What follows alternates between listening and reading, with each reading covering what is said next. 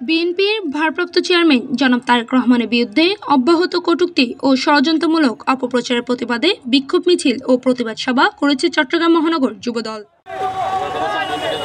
শনিবার বিকেলে নগরীর জমিতুল ফালা মসজিদের প্রাঙ্গণ থেকে শুরু হয় বিক্ষোভ মিছিলটি জামাল খান মোড়ে এসে শেষ হয়। এই কর্মসূচিতে অংশগ্রহণ করেন চট্টগ্রাম মহানগর যুবদলের সাবেক ও বর্তমান নেতৃবৃন্দ, মহানগরের আওতাধীন থানা ও ওয়ার্ড ইউনিটসমূহের শীর্ষস্থানীয় নেতারা।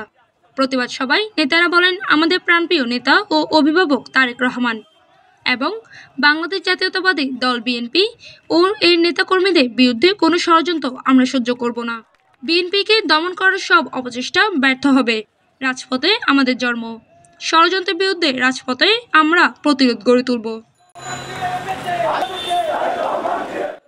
এই সময় উপস্থিত ছিলেন যুবদলের নেতৃবৃন্দ, সাবেক ছাত্রনেতা মোহাম্মদ আনোয়ার হোসেন, নিয়াজ মোর্শেদ খান, নজরুল ইসলাম, মোহাম্মদ আকাশ, ইমাম হোসেন, শেখ রাসেল, সজীব বাঙালি, ছাত্রনেতা মোবারক বিন মাহি, শাহাদাত হোসেন, নাবিল, শাহানা মাস্তান, এনামুল হক, সজি, জুয়েল মির্জা প্রমুখ।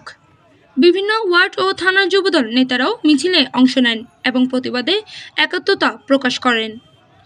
নেতারা সরকারের নির্লিপ্ততায় দেশের আইন শৃঙ্খলা পরিস্থিতির অবনতি নিয়েও গভীর উদ্বেগ প্রকাশ করেন।